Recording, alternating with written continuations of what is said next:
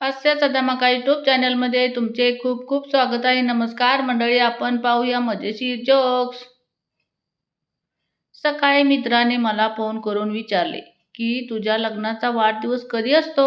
तर मी त्याला म्हणालो, 1 मिनिट थांब, भांडीच घासतोय, तांब्यावर बघून सांगतो. पप्पू: ह्या कसल्या पिकाचा शेत आहे. शेतकरी: ह्या कापसाचा शेत आहे.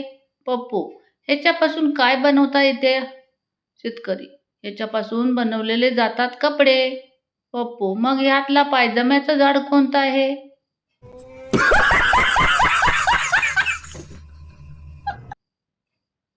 भारत असा देश आहे जिथं लोक भांडण्याआधी बोलतात, तू हात लावून दाखव रे, आणि भांडण झाल्यावर म्हणतात, तू हात कसा लावलास रे.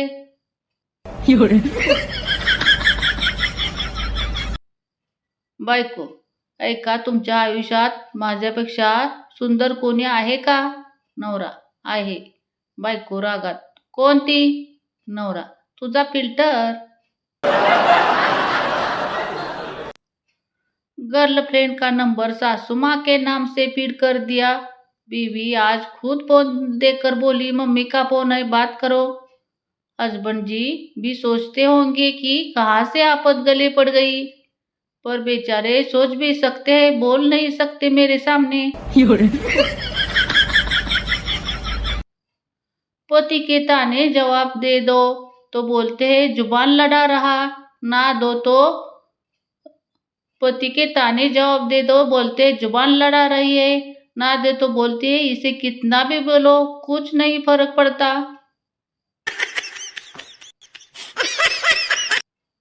आयुष्य खूप सुंदर आहे, फक्त हिला तिच्याबद्दल आणि तिला हिच्याबद्दल कळलं नाही पाहिजे. लहानपणी आई म्हणते तुला काही कळत नाही, तरुणपणी बायको म्हणते तुम्हाला काही कळत नाही, म्हातारपणी मुलं म्हणतात तुम्हाला काही कळत नाही. पुरुषांना कळण्याची वेळ कधी येणार आहे काय माहिती.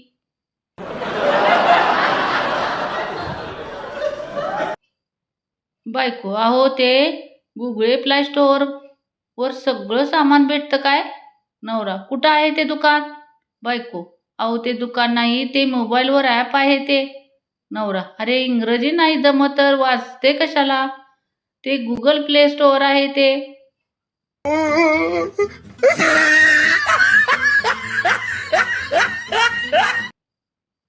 नवऱ्यासोबत राहते तेव्हा मम्मी चांगली वाटायला लागते, मम्मी सोबत राहते तेव्हा 2 दिवसानंतर नवरा चांगला वाटायला लागतो. कळतच नाही नेमका प्रॉब्लेम कोणामध्ये आहे.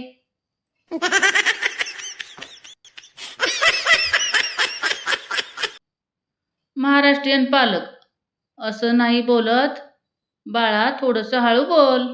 तर ते बोलतात, अजून मोठ्याने बोंबल म्हणजे अख्ख्या गावाला ऐकायला गेले पाहिजे.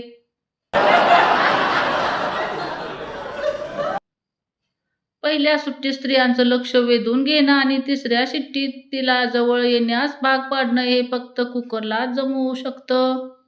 बरोबर ना.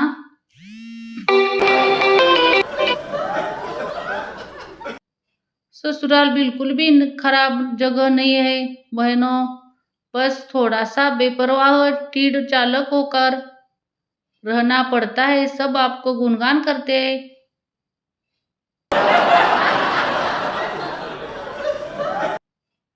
माणूस सर्वात आनंदी होतो तेव्हा होतो जेव्हा रेल्वे फाटक बंद व्हायच्या आधी तो ते क्रॉस करतो. ऑलिम्पिक मेडल जिंकल्यासारखं वाटतं.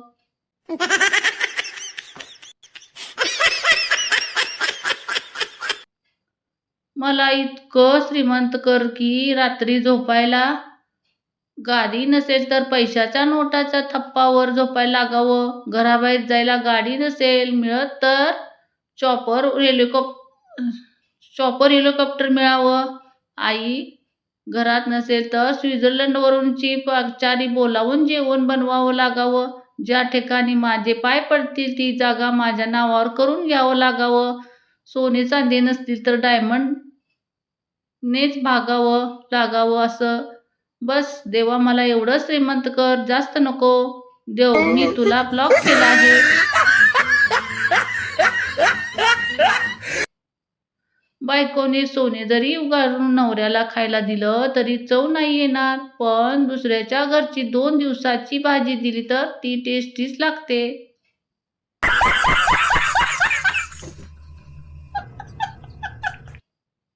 नासावाल्यांनी कितीतरी मिलियन्स डॉलर्स खर्च करून मंगळ ग्रहाचा शोध लावला आणि आपले पंडित 101 रुपये ग्रहांची दिशाच बदलतात.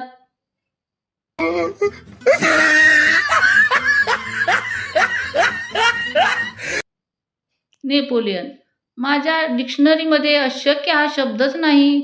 पुणेरी, आता सांगून काय उपयोग, घेतानाच बघून घ्यायचे ना.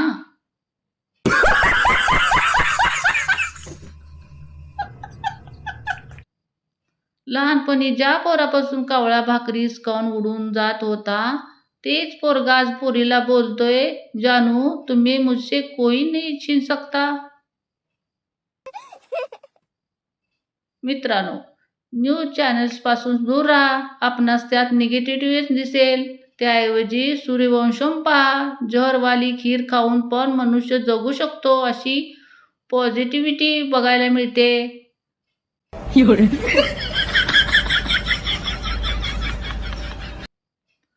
पोरींना अँटी बोलल्यावर जेवढे दुःख होतं त्याच्यापेक्षा जास्त दुःख मुलांना भाऊ बोलल्यावर होतं.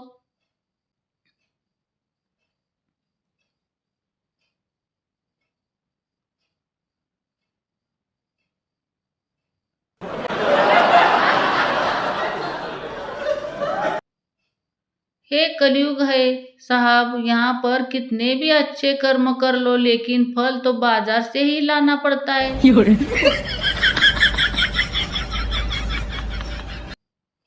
शिक्षक, उद्या कुलकर्णी सर चंद्रावर व्याख्यान देणार आहेत, सगळ्यांनी वेळेवर या.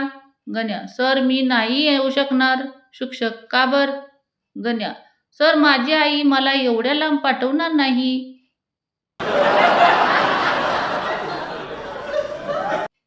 नवरा, मी काय आता वाचू शकेन असं वाटत नाही. बायको, काय अभद्र बोलता, आपलं पुढच्या वर्षी युरोपात जायचं ठरलंय ना.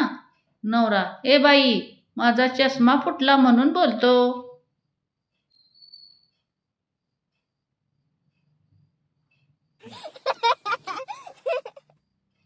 तर मंडळी, तुम्हाला माझे जोक्स आवडले असतील तर व्हिडिओला एक लाईक नक्की करा, शेअर करा, सबस्क्राईब करा. धन्यवाद.